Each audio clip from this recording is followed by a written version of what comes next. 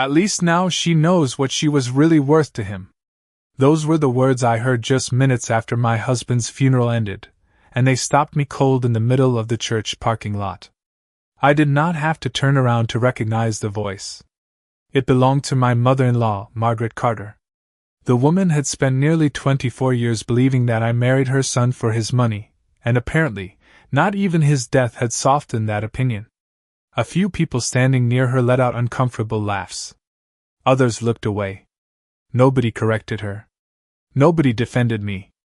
I stood there holding the small bouquet of white lilies I had carried all morning and stared at the gray sky above the church. 3 days earlier, I had been sitting beside Daniel's hospital bed, holding his hand during the final hours of his life. Now people were already discussing what I deserved and what I did not. My husband had built a successful business over 3 decades. He was respected throughout our community, admired by employees, and trusted by friends. But to his family, his greatest accomplishment seemed to be the fortune he had accumulated. As guests slowly walked toward their cars, I remained where I was. I could feel eyes on me. Some were sympathetic. Others were curious. A few looked almost eager to see what would happen next. I heard snippets of conversations carried by the afternoon breeze. People wondered where I would live. They wondered what Daniel had left behind. They wondered whether I had known the contents of his will. The truth was that I knew almost nothing about his financial plans. Daniel had always handled those matters himself. Whenever I asked, he would smile and tell me not to worry. For years, that answer had been enough. Now, standing alone after his funeral, I wished I had asked more questions. Margaret walked past me with several relatives at her side. She did not even attempt to hide her satisfaction. "The reading is tomorrow morning," she said loudly enough for me to hear. "Then everything will finally be clear." Her words lingered in my mind long after she drove away. That evening, I returned to the house Daniel and I had shared for more than 2 decades. Every room felt quieter than I remembered. His coffee mug still sat beside the kitchen sink. His reading glasses rested on the nightstand exactly where he had left them. The silence was overwhelming. I sat alone in the living room and looked at a framed photograph from our 20th anniversary trip to Maine. Daniel's arm was around my shoulders, and both of us were laughing at something outside the frame. For a moment, I could almost hear his voice again. Then another memory surfaced. About 6 months before he died, Daniel had looked at me with unusual seriousness and said, "If anything ever happens to me, promise me one thing. Trust me a little longer." At the time, I thought he was simply being sentimental. Now, for the first time, I wondered whether he had meant something else entirely. The next morning arrived far too quickly. I barely slept, spending most of the night staring at the ceiling and replaying memories of Daniel. By 8:30, I was sitting in my car outside a downtown law office, watching people enter the building. The reading of the will was scheduled for 9 o'clock. My hands felt cold despite the warm spring weather. Part of me wanted to drive away and avoid whatever was waiting inside, but another part remembered Daniel's words. "Trust me a little longer." I repeated that sentence silently as I stepped out of the car and walked toward the entrance. The conference room was already filling when I arrived. Margaret sat at the head of the long table as if she owned the place. Beside her were Daniel's younger brother, Richard, his wife Susan, and several other relatives. Conversation stopped for a moment when I entered. A few people offered polite nods. Others simply watched me take a seat near the end of the table. Nobody invited me to sit closer. Nobody asked how I was doing. I was no longer Daniel's wife in their eyes. I was simply someone waiting to learn what was left for her. At exactly 9 o'clock, the attorney entered carrying a thick folder. His name was Michael Henderson, and he had worked with the Carter family for years. He greeted everyone, took his seat, and began explaining the legal process. My attention drifted in and out as he spoke. I noticed Margaret sitting straighter with every passing minute. She looked confident, almost excited. It was not the expression of someone grieving her son. It was the expression of someone expecting a favorable outcome. When the attorney finally opened the folder, The room became completely silent. He began reading various instructions, financial details, and property designations. Several investment accounts were mentioned. Certain family assets were assigned to trusts. Business interests were divided according to documents Daniel had signed years earlier. As each item was announced, I noticed relatives exchanging satisfied glances. Margaret occasionally smiled. Richard even made notes on a legal pad. Meanwhile, my name had not been mentioned once. I told myself to remain calm. The document was long. There was still time. But as the minutes passed, an uncomfortable feeling settled in my stomach. Then I heard Margaret quietly whisper to Susan, not quite softly enough. "I told you Daniel finally saw the truth." Susan responded with a small smile. Neither woman looked in my direction, yet the message was clearly intended for me. I lowered my eyes and focused on the polished wooden table. The attorney continued reading. Property after property was assigned elsewhere. More than an hour passed. With every page he turned, the confidence in the room seemed to grow, while my uncertainty deepened. For the first time since Daniel's death, I began wondering whether everyone else knew something that I did not. Eventually, the attorney reached what appeared to be the final section of the document. I sat perfectly still as he adjusted his glasses and reviewed the last few pages. By then, nearly every major asset had been assigned. The vacation property in Colorado had gone into a family trust managed by Margaret. Several investment accounts had been distributed among relatives. Portions of the business had been allocated according to ownership agreements that existed long before I ever met Daniel. The more I listened, the more detached I felt. It was almost as if I were watching someone else's life unfold from across the room. Then Michael Henderson finally spoke my name. Every person at the table seemed to shift slightly in their chair. I felt dozens of eyes settle on me at once. "To my wife, Emily Carter," he read, pausing briefly before continuing. "I leave my personal effects, including family photographs, keepsakes, jewelry previously designated as gifts, and all items currently located within our primary residence unless otherwise specified." That was it. The sentence ended. Michael turned the page. For a moment, I honestly thought he had skipped something by mistake. I waited for him to continue. He did not. The room remained silent for several seconds before Margaret released a slow breath that sounded almost like relief. Richard leaned back in his chair with a satisfied expression. Susan lowered her eyes, attempting to hide a smile. The message was unmistakable. According to what everyone had just heard, the woman who had spent nearly 24 years beside Daniel was receiving little more than sentimental belongings. I stared at the table and tried to keep my expression neutral. My heart was racing, but I refused to give anyone the reaction they seemed to expect. Across the room, Margaret folded her hands together and spoke for the first time since the reading began. "Daniel always cared deeply about family history," she said. "I think he wanted Emily to have the memories that mattered most." Her tone sounded compassionate on the surface, but the satisfaction behind it was impossible to miss. Several relatives nodded in agreement. One cousin quietly remarked that memories were priceless. Another said Daniel must have thought carefully about his decisions. Nobody questioned why a husband would leave almost everything elsewhere while giving so little to the woman who shared his life. Michael continued reviewing administrative details, but very few people appeared interested anymore. The important decisions had already been revealed. Conversations began in whispers around the room. Discussions about properties, future plans, and financial arrangements gradually replaced any remaining pretense of mourning. I listened as though from a distance. Then, unexpectedly, another memory surfaced.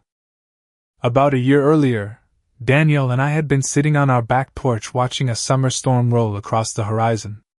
Out of nowhere, he asked me a strange question. "If everyone believed something about me that was completely wrong, would you still trust me?" I remembered laughing and asking why he would even say something like that. He never answered directly. He simply smiled and changed the subject. Sitting in that conference room now, surrounded by people who seemed remarkably comfortable with the outcome, I found myself thinking about that conversation for the first time in years. And for reasons I could not explain, the uneasy feeling in my stomach only grew stronger. The moment the attorney announced that the formal reading had concluded, the atmosphere in the room changed completely. The careful professionalism that had existed during the meeting disappeared almost instantly. People who had spent the past hour pretending to be respectful suddenly became animated. Conversations grew louder. Chairs shifted. Several relatives gathered into small groups and began discussing properties, investments, and future plans as though those decisions had already been finalized. It felt less like the conclusion of a memorial matter and more like the beginning of a business conference. I remained seated, quietly watching everything unfold around me. Margaret stood and walked toward the large window overlooking the city. Richard joined her moments later. Neither seemed concerned that I could hear parts of their conversation. In fact, I suspected they wanted me to hear it. "The mountain property will need to be evaluated," Richard said. "We should probably discuss whether keeping it makes sense." Margaret nodded. "Daniel always wanted practical decisions. Sentiment gets people into trouble." The irony of hearing that statement only minutes after she praised the value of memories was impossible to ignore. Nearby, Susan was already discussing potential renovations to one of the inherited properties with another relative. Someone else mentioned future distributions from investment accounts. The confidence in their voices suggested they believed every uncertainty had been resolved. As for me, I had become almost invisible. Nobody asked what I planned to do next. Nobody wondered how I felt. It was as though my role in the family had officially ended the moment the document was read aloud. I slowly gathered my purse and prepared to leave. Part of me wanted to escape the room as quickly as possible. The exhaustion from the funeral, the grief, and now the humiliation felt overwhelming. Yet something kept me in my chair. That strange feeling from earlier refused to disappear. It lingered beneath the surface, impossible to explain, but equally impossible to ignore. As I sat there, I found myself replaying another memory involving Daniel. About 3 years before his death, we attended a charity dinner hosted by several local business leaders. During the event, one of the guests asked Daniel what he considered his greatest success. Most people expected him to mention the company. Others assumed he would talk about financial growth. Instead, he looked directly at me and said, "Knowing who genuinely stands beside you when there is nothing to gain." At the time, everyone smiled politely and moved on to another topic. But I remembered how serious he had seemed when he said it. Back then, I never thought much about it. Now those words echoed in my mind with unsettling clarity. Across the room, Margaret glanced toward me. For a brief moment, our eyes met. There was no sympathy in her expression. No sadness. Only certainty. The certainty of someone who believed she had been proven right. She offered a small smile before turning away and continuing her conversation. That smile should have convinced me everything was over. Instead, it had the opposite effect. For the first time all morning, I began wondering whether the confidence filling that room might be based on something dangerously incomplete. After another few minutes, the room began to empty. One by one, relatives collected their folders, exchanged handshakes, and discussed lunch plans. The strange contrast was impossible to ignore. Less than a week earlier, everyone had gathered to mourn Daniel. Now many of the same people seemed energized by the future they imagined waiting for them. I finally stood from my chair and reached for my purse. There was no reason for me to stay. The will had been read.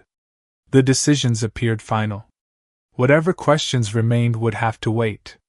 As I moved toward the door, Michael Henderson approached me with a professional but sympathetic expression.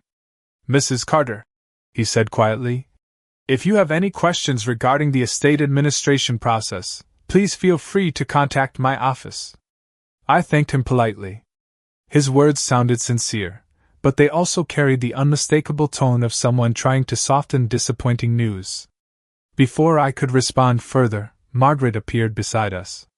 "Emily has always been practical," she said. "I am sure she understands Daniel made the choices he believed were best." Michael nodded awkwardly and excused himself. The moment he walked away, Margaret folded her arms. "You should not take any of this personally," she said. "Daniel knew what he was doing." I studied her face for a moment. There was no hostility in her voice. In some ways, that made the conversation worse. She genuinely believed she was being reasonable. "I never said otherwise," I replied. Margaret seemed surprised by my calm response. Perhaps she expected anger. Perhaps she wanted an argument. Instead, I simply stepped around her and continued toward the exit. As I reached the hallway, I heard Susan speaking behind me.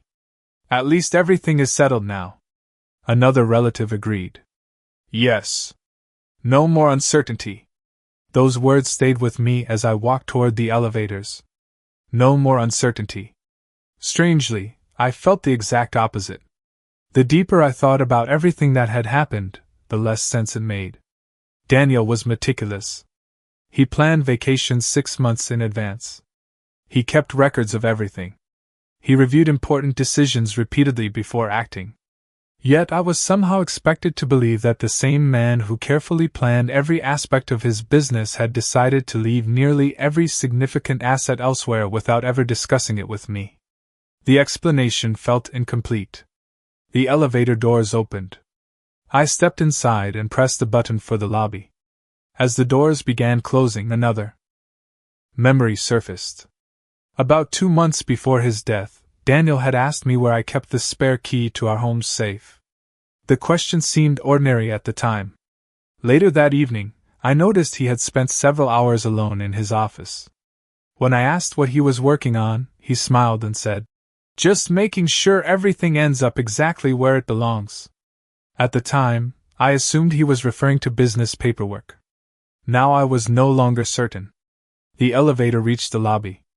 I walked across the marble floor toward the main entrance. Sunlight poured through the glass doors ahead of me. I was only a few steps away from leaving the building when something unexpected happened. Behind me, I heard the sharp sound of the reception desk phone ringing. Seconds later, a receptionist called out toward the conference area upstairs. Her voice echoed faintly through the hallway. "Excuse me. There is another attorney here asking for the Carter estate meeting." The words stopped me in my tracks. For a moment, I wondered whether I had misheard the receptionist. Another attorney? For the Carter estate meeting? I turned slowly toward the reception desk.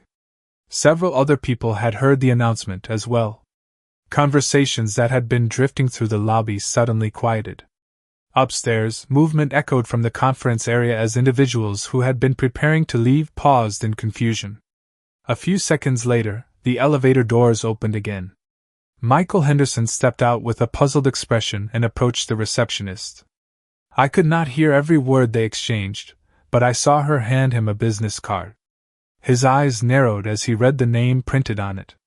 Then something unexpected happened. The confidence disappeared from his face. Without saying another word, he turned and headed directly back toward the elevators. The receptionist glanced around the lobby before speaking again. He asked that everyone remain available for a few minutes. That request spread through the building almost immediately.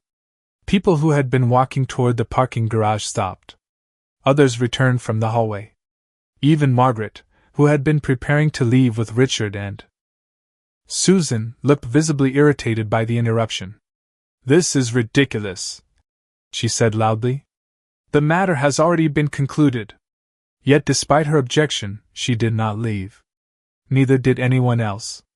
Curiosity has a powerful effect on people, especially when money is involved. Within 10 minutes, nearly everyone had gathered once more inside the conference room. The atmosphere felt completely different from before. Earlier, people had been relaxed and satisfied. Now uncertainty hung over the room like a storm cloud. I returned to my seat near the end of the table. Michael Henderson stood near the doorway, checking his watch every few moments. Then the door opened.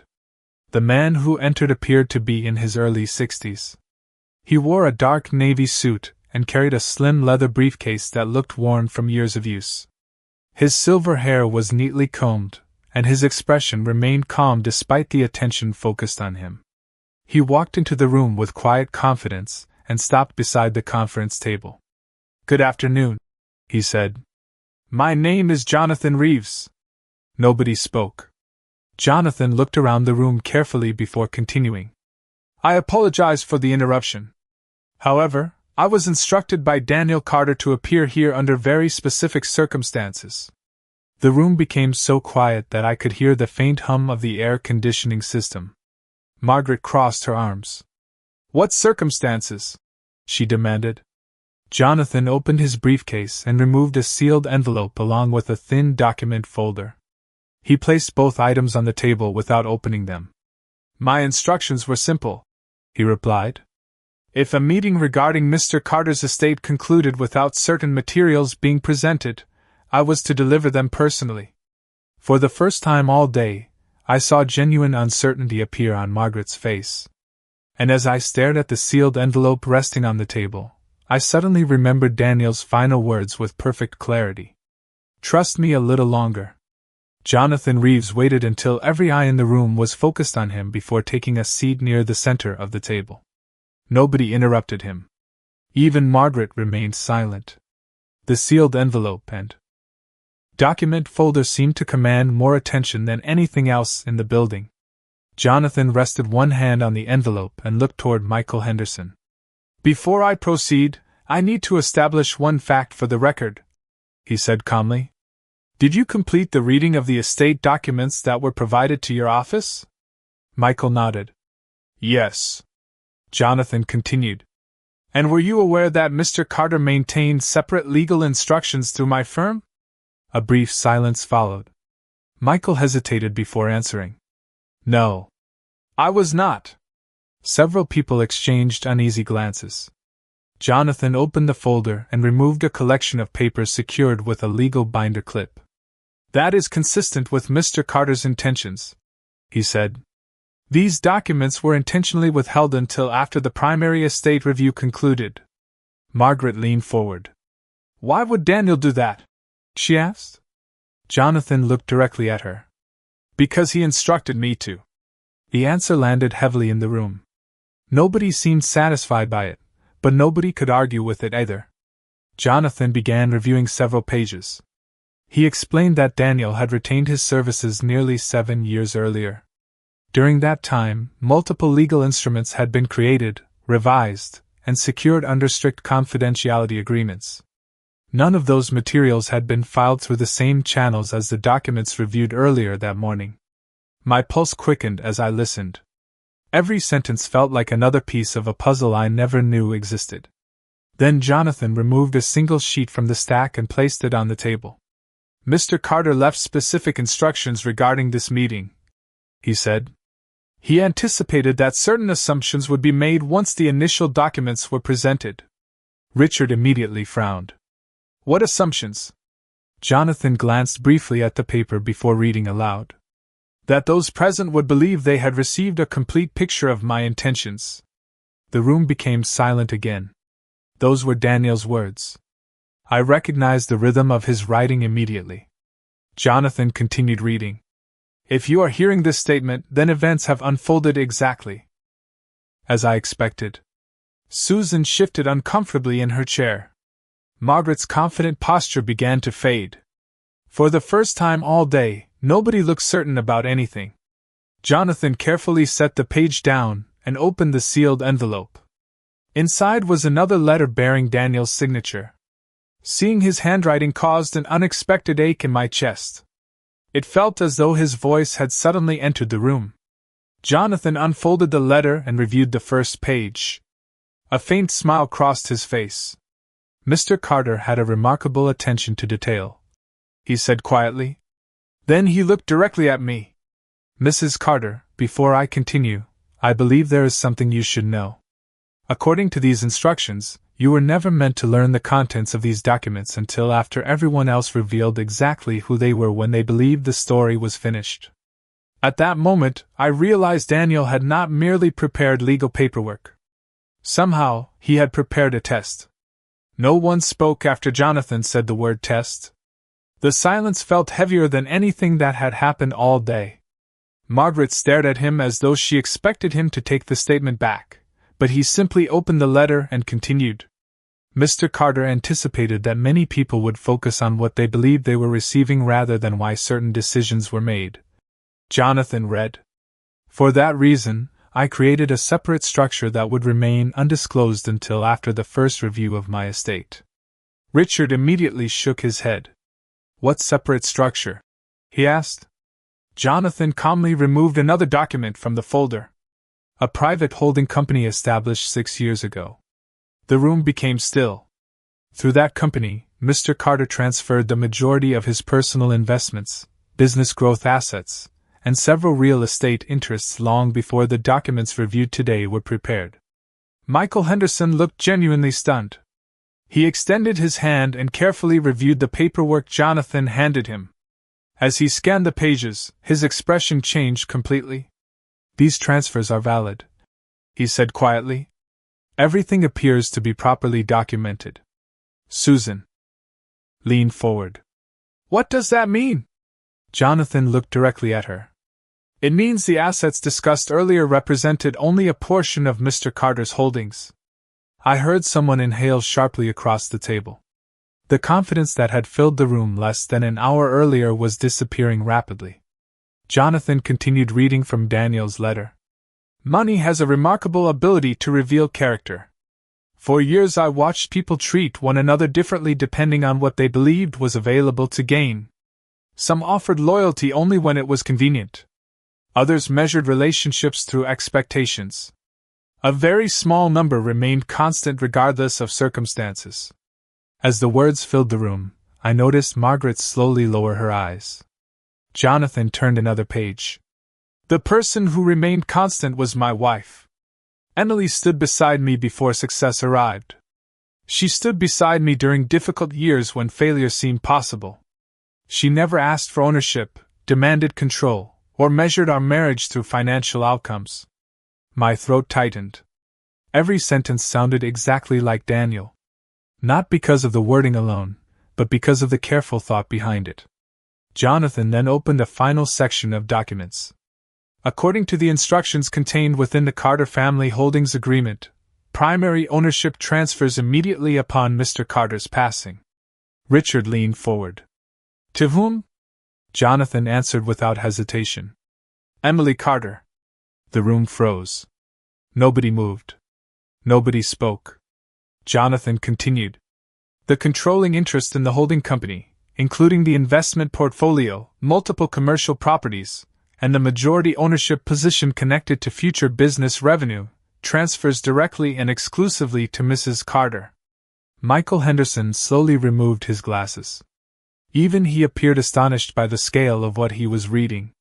Around the table, faces that had been filled with certainty now reflected disbelief. But I barely noticed them anymore. My attention remained fixed on the letter in Jonathan's hands. Because at that moment, I finally understood what Daniel had been doing all those years. He had not been hiding assets. He had been protecting something far more important. He had been protecting the truth about the people around him. For several long seconds, nobody said anything. The room that had been filled with confident conversations only an hour earlier now felt completely different. Richard stared at the documents in front of Jonathan as though they might somehow change if he looked long enough. Susan sat frozen in her chair. Margaret remained motionless, her hands folded tightly together. I expected someone to argue, to challenge the paperwork, or to demand an explanation. Instead, silence settled over everyone. Jonathan carefully lifted the final pages of Daniel's letter. There is one last instruction, he said. The sound of his voice immediately captured everyone's attention. He unfolded the final sheet and began reading. If Emily is hearing this, then she has already experienced exactly what I expected. Some people will have shown sympathy. Others will have shown disappointment. A few will reveal who they truly are when they believe there is nothing left to gain from her. I ask that she not judge them too harshly. The purpose of this plan was never revenge. The purpose was clarity. My eyes filled with tears. Those words sounded exactly like Daniel. Even now, he was focused on understanding rather than punishment. Jonathan continued. Success gave me many opportunities in life. It also gave me the chance to observe how people behave when they believe money is involved. Over time, I learned that loyalty cannot be measured during good moments.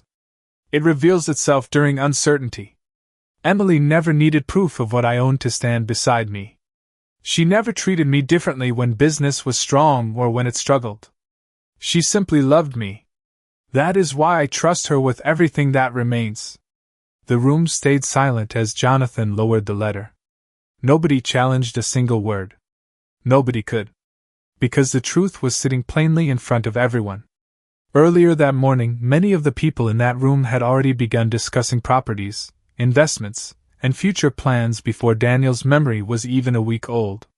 They had revealed more about themselves than any legal document ever could. Margaret finally looked toward me. For the first time in all the years I had known her, I saw uncertainty in her eyes. Not anger. Not arrogance. Just uncertainty. It was as though she had suddenly realized how completely she had misunderstood both her son and me. I did not feel victorious. Surprisingly, I did not even feel relieved. What I felt was something much quieter. Understanding. Daniel had spent years preparing for this moment, not because he wanted to embarrass anyone, but because he wanted the truth to stand on its own. Jonathan handed me the original letter. I held it carefully in my hands, tracing the familiar signature at the bottom of the page. It felt like receiving one final conversation from the man I loved. A few minutes later, people slowly began leaving the conference room. No one spoke much. The excitement that had filled the building earlier had completely disappeared. Eventually, I stepped outside into the afternoon sunlight. The city moved around me exactly as it had that morning, yet everything felt different. Daniel was gone, and nothing could change that. But as I looked up at the clear sky above me, I finally understood what he had wanted me to learn. The greatest inheritance he left behind was not wealth, property, or ownership. It was the certainty of knowing who truly stood beside me when the story seemed finished.